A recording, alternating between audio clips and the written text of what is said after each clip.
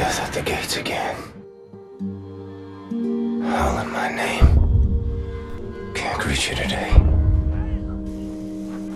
I have a war to win. Hello there, Sir from 17 once again. This is my Wolfenstein, the New Order, Uber difficulty video walkthrough. We're on chapter 4. This is the final sequence of Eisenwald prison. So once you cut the chain, you get into the vent, you're going to be dropped in a room behind a commander. You can kill him however you wish to increase your perks or whatever you're going for, and then from this point onwards, you're going to get some guns to get up and take on the next corridor. For some reason, on my first playthrough, I got dual automatic shotguns. On this one, I only found one, and I don't know if it's because I missed a really obvious pickup of a shotgun, or if I'm misremembering, but I'm pretty sure I had two of them. So you'll notice I'm looking at my weapon wheel to see where they are, and they're just not there. So I come back over here, I check to see if any shotguns are lying around, and I notice this, which I'm not too sure what this does, as I fight with the controller to try and get him to touch the damn things. There we go. No, there we go. But when you open this doorway, you can stealth kill, I think, two of the dudes before they realise, because you're going to trip and they turn around. You trip like a checkpoint or some kind of invisible event scripter. So, first guy goes down, stabbed in the back. Second guy gets stabbed. And there, did you hear it? I think it might have been the noise he made, I'm not sure. But they both turned around and normally they wouldn't have. So, something was amiss. But it allows the music to kick in and it allows me to spray some dudes with the shotguns. I don't really use this weapon too much. It's a good gun, it is. The shotgun is very powerful, especially the ball bearing feature. The ball bearings are super good at just bouncing them out and trying to hit people behind corners and things. But the reason I don't use it is mainly when I relied on it on my first playthrough, it got me in trouble. Like, I would put dual of them on, expecting to kill something quick, and it didn't kill it quick. So, I avoid them, even though they are good guns. But there's the tandem button, and then we can continue on. My strategy is assault rifle and pistol for everything that isn't heavy, fat, or metallic. And then when it is metallic, I use the laser tool. Because once you get the scope on the laser tool, it becomes the anti-heavy weapon. A fully charged shot on that gun will kill almost anything in one hit. And you need to know this, folks, because if you don't, you're missing out on a rechargeable weapon that murders the big things that steal all your ammo. But this sequence here, this is kind of tricky, this, because the cover is not perfect. It involves making you lean quite a lot, and you'll notice that this room is kind of foggy. I don't really know why it's foggy. It must be the contrast of the light and the dust, maybe. But it can be difficult to see the dudes that are shooting at you. And obviously the computer doesn't have this problem, and it's also a perfect shot. So they're going to shoot you with ease, while you're going to wonder who the hell is shooting me. And you just want to put yourself in the most intelligent bits of cover that you can. And there's not much more you can really do. But keep low, keep your head on a swivel, and hopefully you'll not take too much damage. I have low armor and decent life. You just have to be aware, if you start taking shots, you're going to continue to take shots, and you're going to miss out on your regeneration. So, take a bullet, regenerate a little bit, pop back up. It's all about patience, and for the most, I'm patient enough, but I could be a lot more patient and a lot safer in my gameplay. So, if you're having issue following this, or you're having issue yourself trying your own method, just try and slow it down a little. Nobody's watching you. You can be as slow as you want, and believe you me, there are some parts of this game where if I'd have taken them slower, I could have done it effortlessly. And there are other parts of the game that I take exceptionally slow, and I just managed to get through them, so it's just one of those things. But there's your checkpoint, there's another dead metal dog dude. And then we come sliding over here.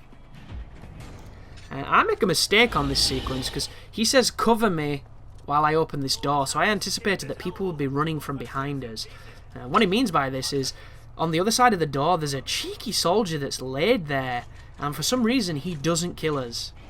Like, every other time I've played this, he would have probably murdered me if I'd not been aware of him. But on this instance, he didn't do it. So I'm thinking, there's no guys coming here. What's going off? And I turn, and lo and behold, look at him!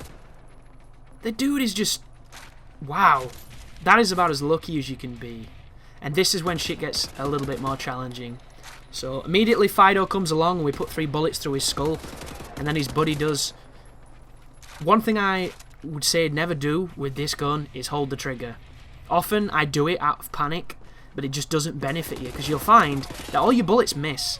The best way to shoot it is to feather the trigger, as you know, counterintuitive as that might sound. It's not as fast and you don't put as much lead out, but you'll land the shots, and that's more important.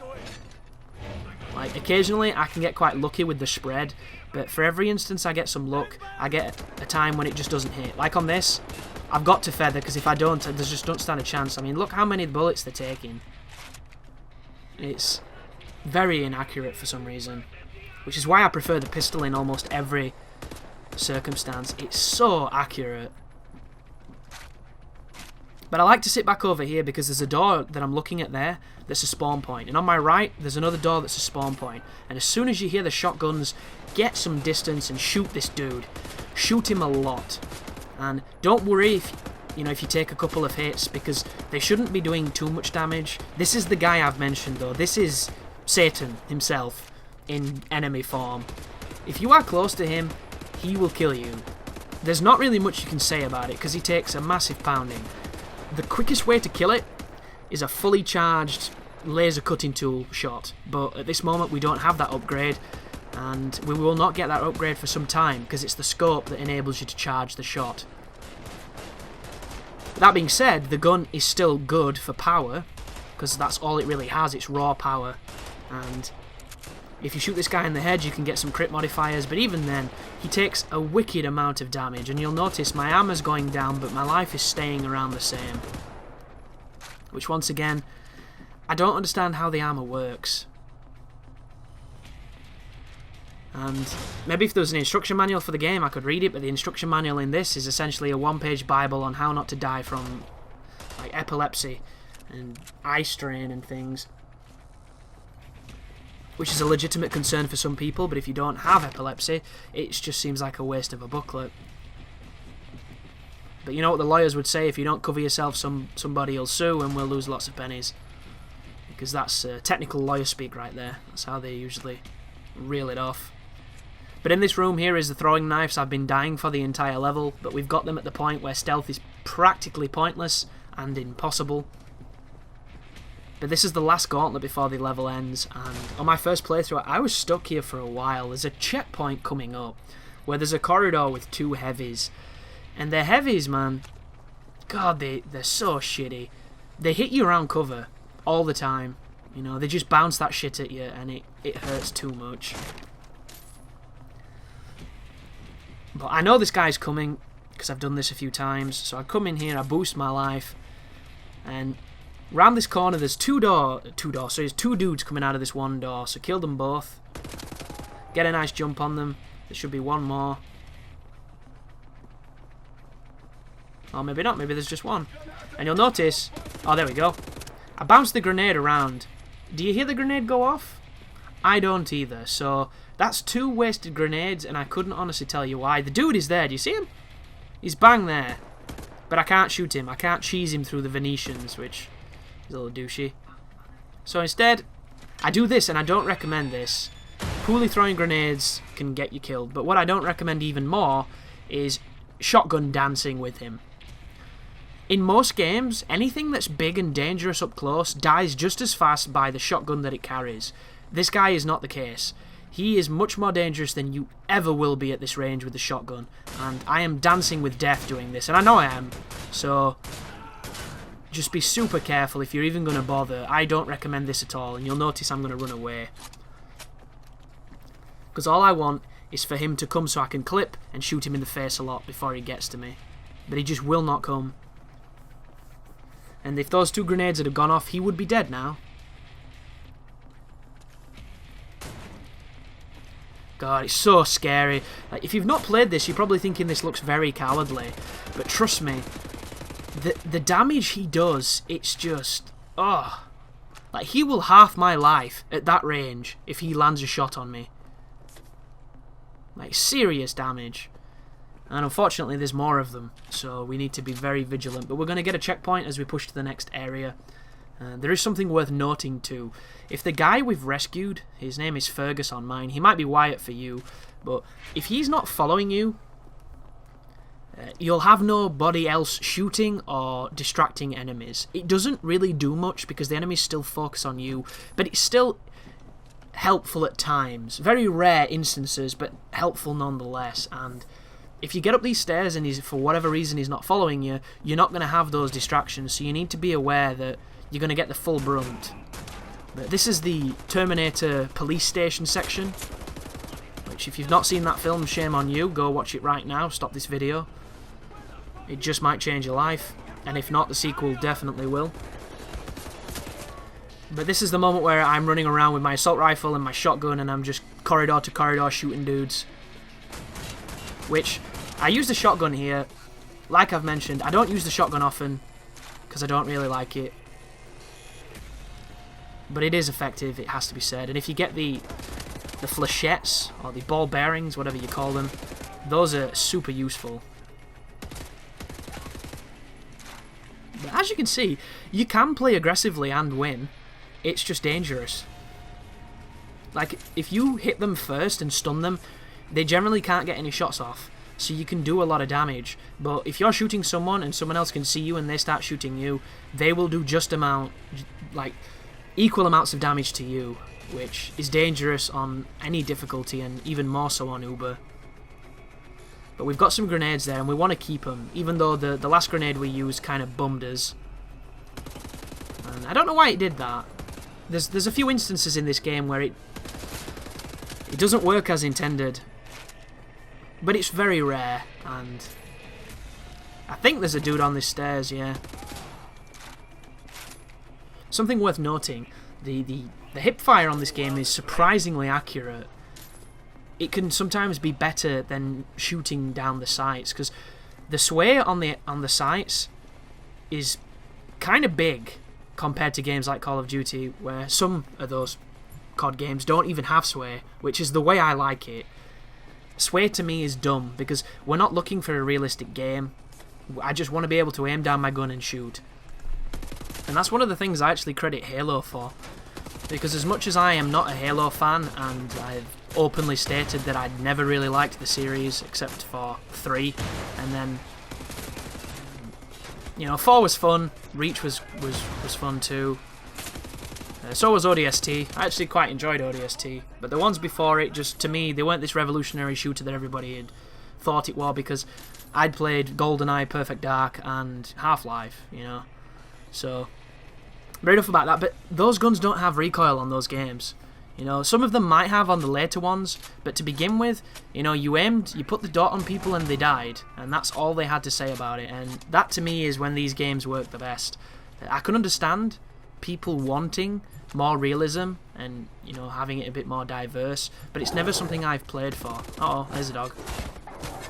Bash the trigger to get him off, hopefully he doesn't do too much damage. Learn from my mistakes. There's another one coming up here as well, so be careful of that. But hip firing, very effective, is the moral of the story. If you come up here, there's another dog and a dude. I'm going to shotgun the dog, and then I'm going to shotgun the dude. There you go. There you go, see you later. And then there's one more guy comes down the stairs behind you. Boom. And now there's one person left, and this is the reason I was stuck here for a while. Because you go up to a door, it opens, and you're 5 yards away from a shotgun guy who can instantly murder you. And the checkpoint is before that entire firefight, so be very careful. But thankfully, I found a really easy way to deal with him. And this way, you don't even get shot. So just sneak out, yeah, and I put the bullets down, yeah. And that's it. Shoot him till he falls over, and then go and teabag his dumbass face. Because he is going to end a lot of people's enjoyment with this particular section. Because for the most, the checkpoints on this game are really well presented. I have never had a checkpoint issue, but this is one of those moments where when you go back, you go all the way back to the stairs before you'd even started shooting anybody. And the section isn't very long, but it's got heavies in it, and the heavies make any section very dangerous, so you want to be aware of it. Something else you need to be aware of too, when the checkpoints reload, I don't know why, and I don't know if it's every time because I haven't had it all the time, but they can despawn really important things. One great example is the return to London Nautica. The very first firefight of that level is an absolute nightmare on Uber. It's very challenging, but it's challenging for all the wrong reasons. And one of them is, when you land the first time and the first time only, there's an assault rifle next to you that you can pick up and you have enough ammo to take on everything in the room. If you die, when it respawns you, there is no assault rifle. You have to make do with some marksman rounds and some pistol rounds, and that is it. And that room is tough. Very tough. Very bullshitty too. Goddamn corner of the wall doesn't work. But that is the end of Eisenwald Prison. Thank you for watching, and as always, you take care now.